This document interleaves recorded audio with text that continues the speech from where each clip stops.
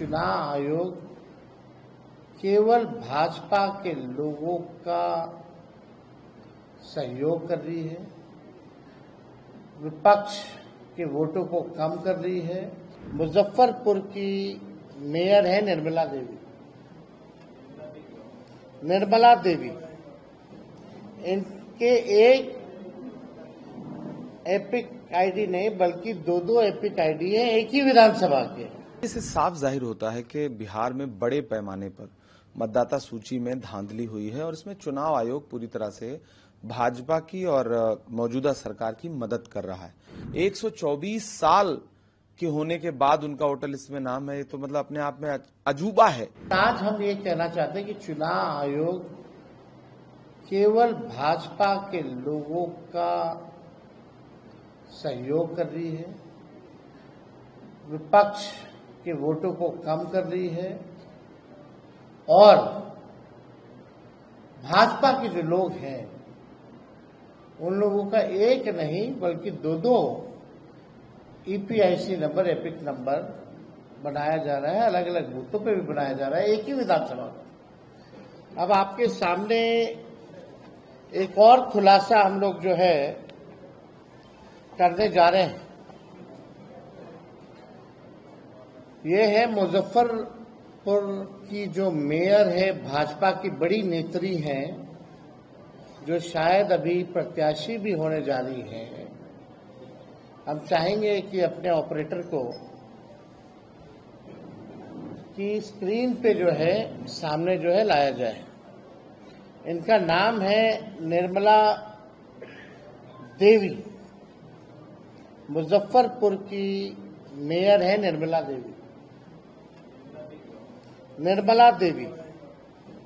इनके एक epic ID नहीं बल्कि दो एपिक आईडी है एक ही विधानसभा के और उम्र में भी अलग अलग है। और माफ कीजिएगा, केवल निर्मला देवी के ही नहीं, निर्मला देवी के दो देवर हैं, उन दोनों देवर के भी दो एपिक आईडी जो है आपके समक्ष जो है स्क्रीन पे दिखाया जा रहा है। ये विधानसभा क्षेत्र दिखाओ ऊपर, पहले कौन सा है? ये है 257, बूथ नंबर 257, निर्वाचन क्षेत्र मुजफ्फरपुर। अब जूम करके निर्मला देवी जी का फोटो दिखाया जाए।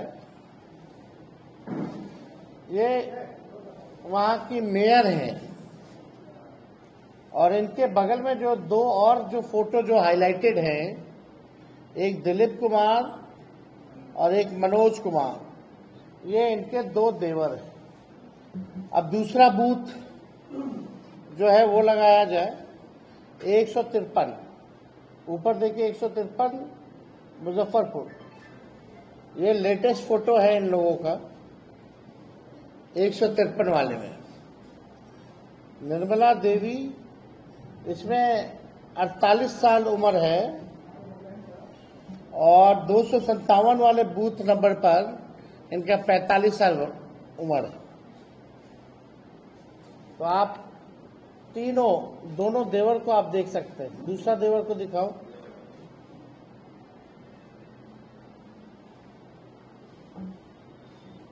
तो आप इनके पिता और ससुर का भी नाम सब कुछ देख सकते हैं। अब इसमें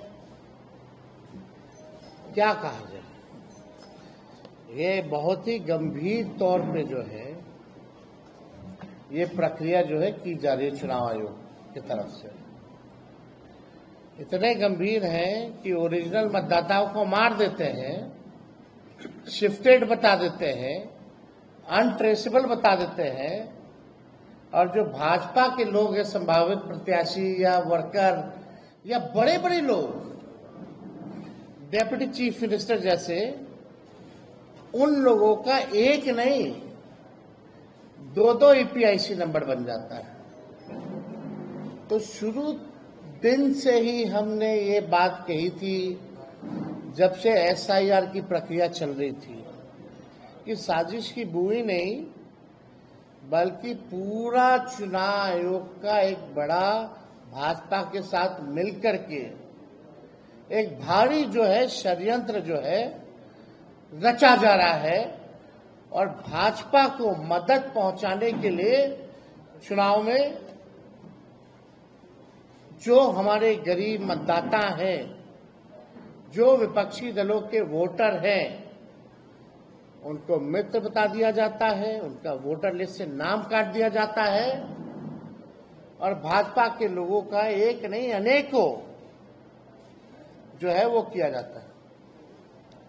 हम लोगों को अगर ये लोग दे दें डेटा, अब तो डेटा इन लोगों ने जो अपलोड किया है लेटेस्ट, वो तो इमेज के फॉर्मेट में कर दिया और फाइल को हैवी बना दिया ताकि हम लोग देख ही ना पाए।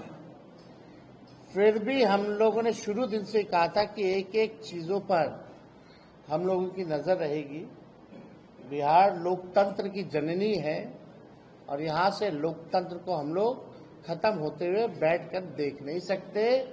लोकतंत्र को बचाने के लिए, लोगों के अधिकार और अस्तित्व को बचाने के लिए राष्ट्रीय जनता दल महागठबंधन जो लड़ाई लड़ना पड़े, जहां लड़ना पड़े, उस लड़ाई को हम लोग लड़ेंगे और किसी भी सूरत में जो बेईमानी करने के इरादे से इलेक्शन कमीशन या भाजपा के लोग यहां आए हैं, इनकी बेईमानी को हम लोग सहेंगे नहीं बल्कि मुंहतोड़ जवाब देंगे। इससे साफ जाहिर होता है कि बिहार में बड़े पैमाने पर मतदाता सूची में धांधली हुई है और इसमें चुनाव आयोग पूरी तरह से भाजपा की और मौजूदा सरकार की मदद कर रहा है। विपक्ष जो आरोप लगा रहा है, चाहे वो कांग्रेस के नेता आरोप लगा रहे हो या फिर आरजेडी आरोप लगा रही हो, उन आरोपों का तथ्यात्मक सबूत भी है लोगों के सामने। जिस मिंता देवी के बारे में हमने प्रोटेस्ट किया संसद में, उस दिन प्रियंका गांधी जी ने उनकी फोटो लगी टी शर्ट पहन के प्रोटेस्ट किया। 124 साल के होने के बाद उनका वोटर लिस्ट में नाम है, तो मतलब अपने आप में अजूबा है। इस तरह के एक मामले नहीं, कल राहुल गांधी जी ने कई सारे, आधा दर्जन लगभग ऐसे मृत मतदाताओं के साथ चाय पी है जिनके विजुअल देख करके आपको हंसी भी आएगी और चुनाव आयोग पर शर्म भी आएगी कि चुनाव आयोग कितनी बेशर्मी के साथ इन चीजों को डिफेंड करने का प्रयास कर रहा है। ऐसे में एसआईआर का मकसद अगर आपको मतदाता सूची का फर्जीवाड़ा खत्म करना होता तो शायद विपक्ष इतना हंगामा न करता।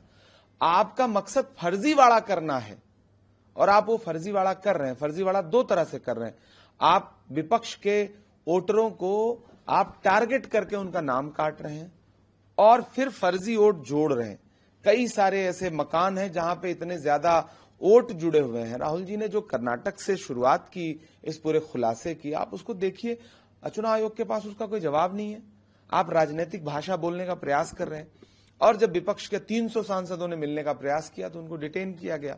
इससे जाहिर होता है कि एक बड़ी लड़ाई है, लोकतंत्र को बचाने की लड़ाई है, संविधान को बचाने की लड़ाई है और राहुल जी इसी को लेकर के 17 तारीख से यहां पर वोट चोरी जो कर रहा है चुनाव आयोग और भाजपा, उसके खिलाफ यात्रा भी करने चल रहे हैं और हम पूरे प्रदेश में घर घर तक पहुंचने का प्रयास करेंगे और वोट की चोरी करने का जो सरकार का साजिश है, हम उसको रोकेंगे, उसको होने नहीं देंगे।